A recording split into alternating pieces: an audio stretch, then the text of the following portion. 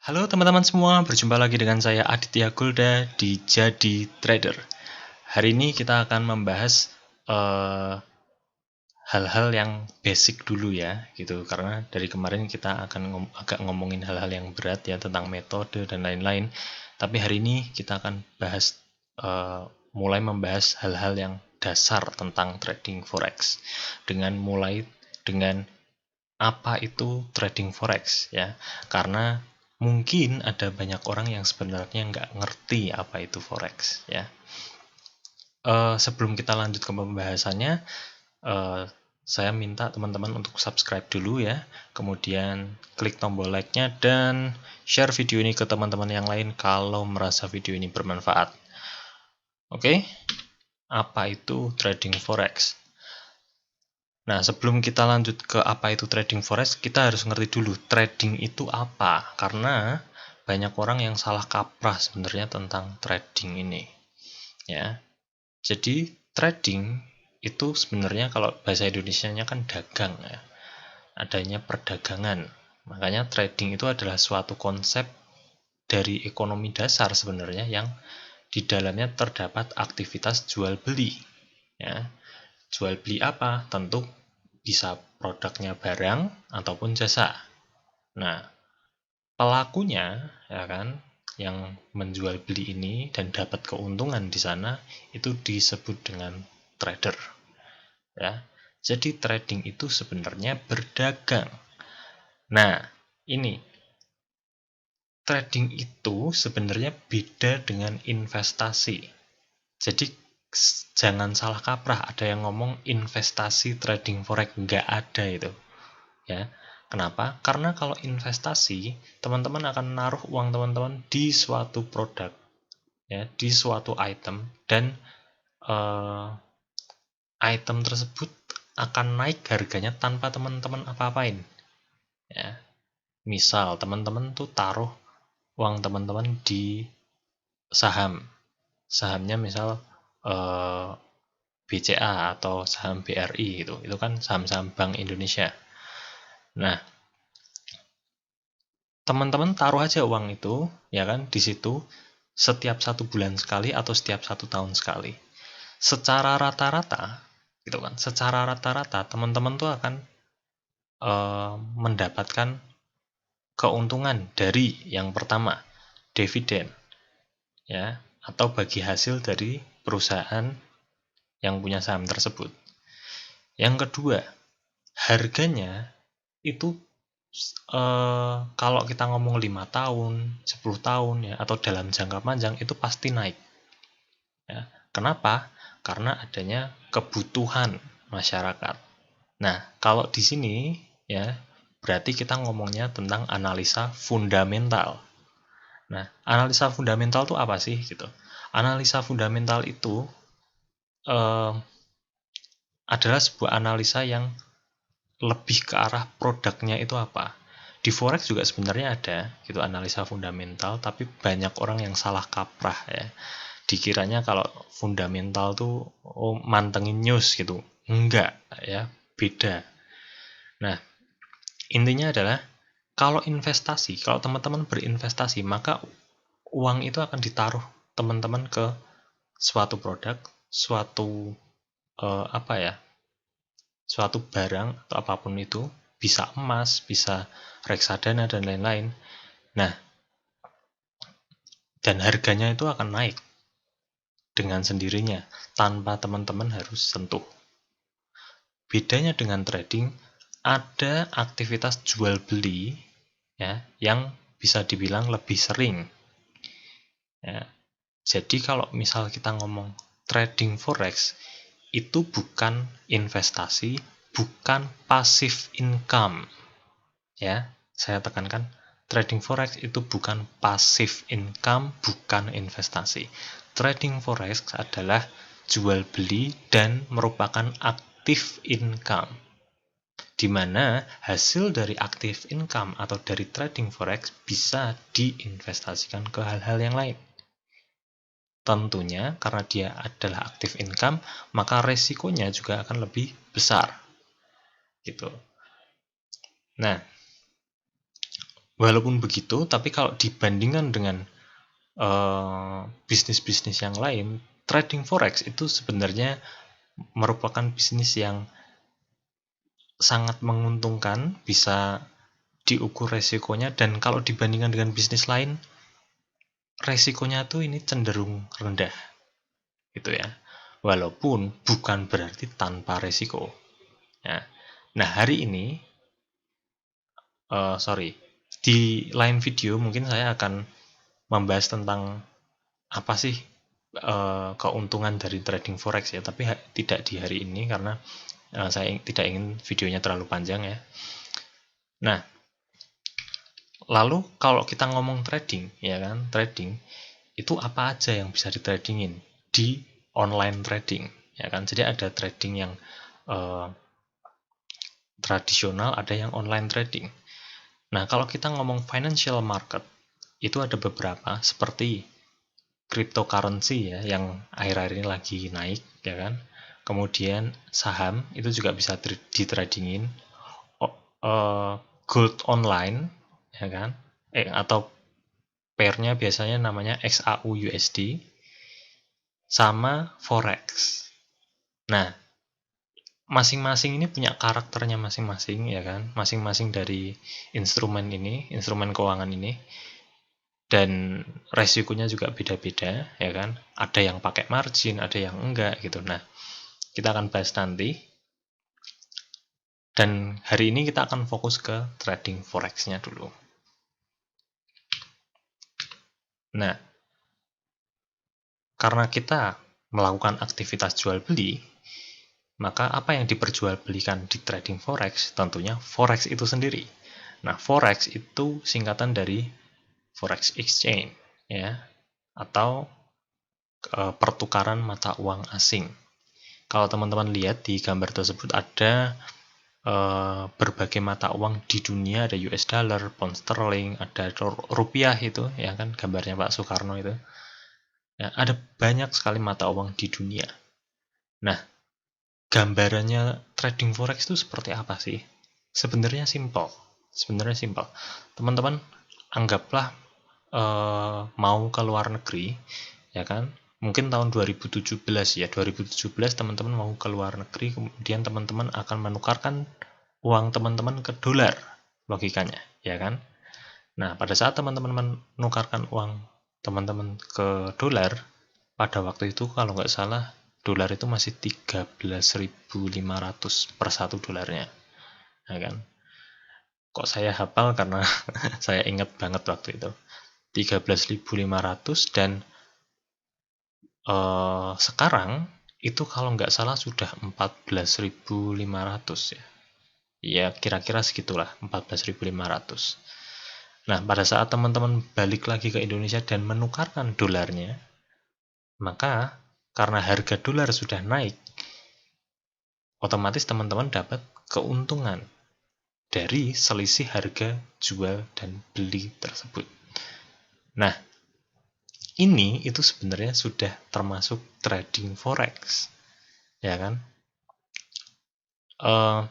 Banyak orang bilang bahwa kalau mata uang itu tidak boleh diperjualbelikan. Ada kan orang yang seperti itu, katanya cuma ditukarkan, tidak diperjualbelikan. Ya ditukarkan itu ya dijual belikan. Kenapa? Karena konsep dagang sebelum adanya mata uang adalah barter. Ya, zaman dulu kalau misal mau kita pengen suatu barang, itu kita harus barter dengan orang lain. Nah, karena barter ini tidak efektif, gitu kan? Kenapa tidak efektif? Karena kalau misal saya mau menukarkan sesuatu barang ke orang lain tuh belum tentu butuh barang tersebut, gitu loh. Makanya diciptakanlah mata uang, gitu kan? Diciptakan mata uang, sehingga mata uang inilah yang menjadi instrumen untuk penukaran tadi. Karena logikanya dengan adanya dengan adanya mata uang, orang jadi punya semacam kebutuhan bahwa oke, saya butuh uang gitu. Untuk apa? Mungkin untuk beli kebutuhan yang lain tanpa harus mencari orang yang punya barang yang sama, punya produk yang sama gitu, atau bisa disebut dengan barter tadi. Itu kan. Nah, itu penjelasan kalau misal teman-teman ketemu sama orang yang kalau mata uang itu tidak boleh diperjualbelikan. Kenyataannya adalah mata uang boleh diperjualbelikan, ya. Dan logikanya teman-teman pasti dapat untung. Kalau teman-teman beli dolar dulu tahun 2017, sekarang dijual pasti dapat untung.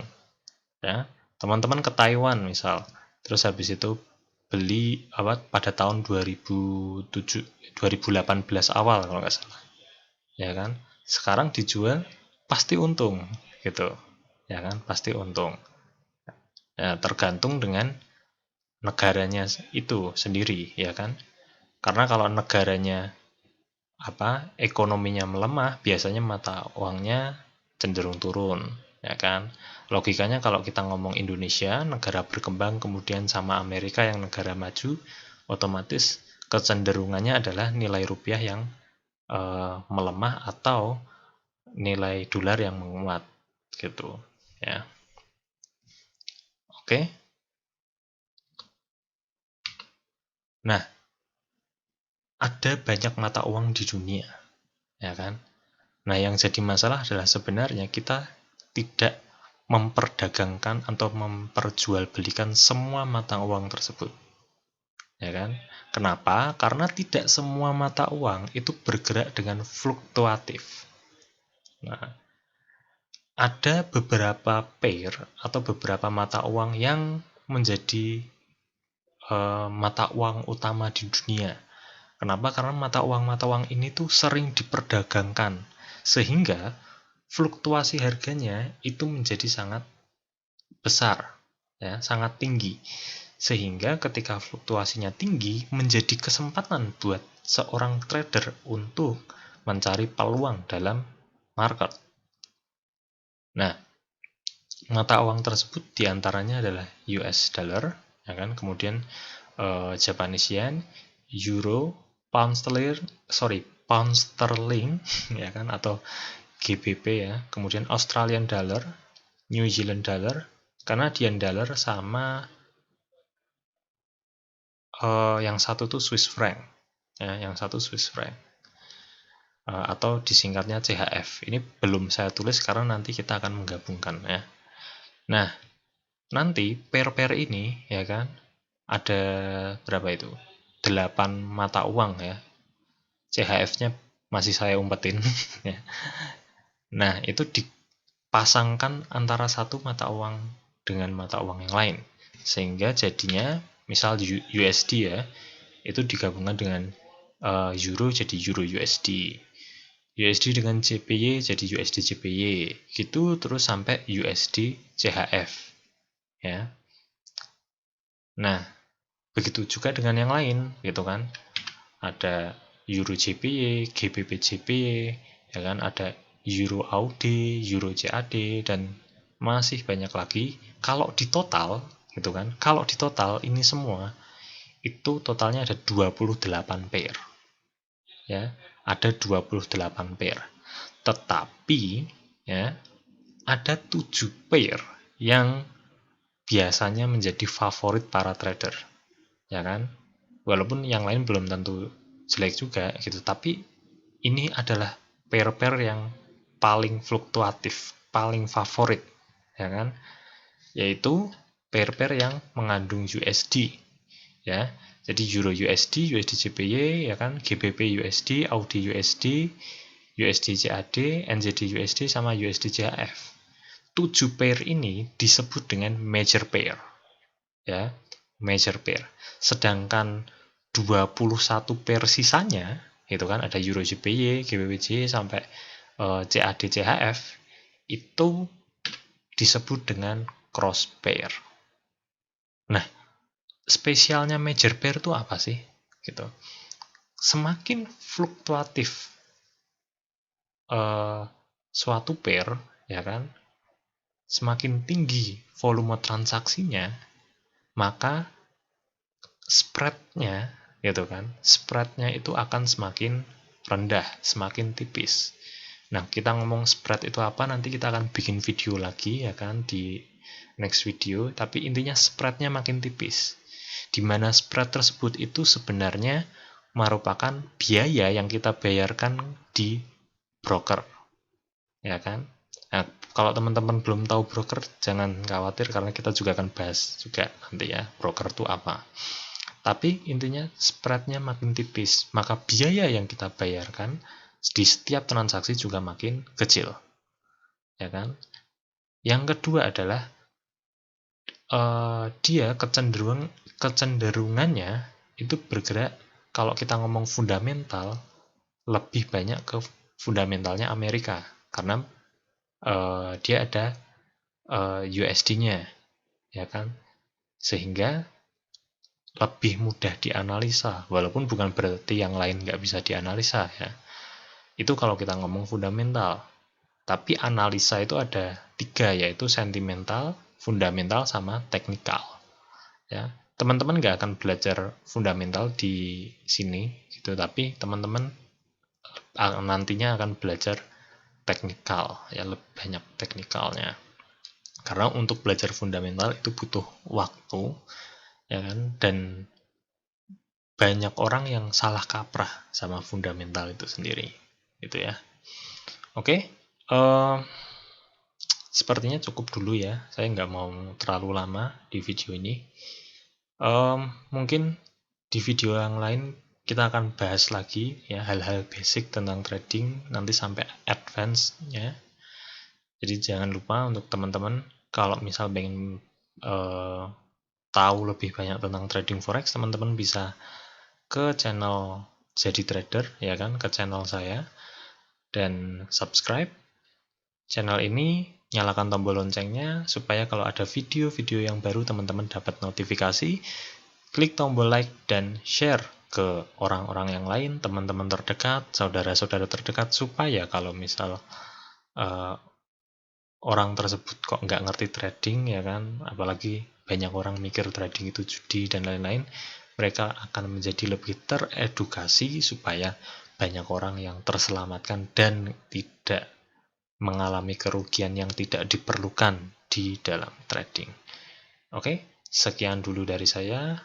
Bila ada kata-kata yang kurang berkenan, saya mohon maaf. Saya Aditya Golda, mohon undur diri dulu. Goodbye. Ya, see you for the next video.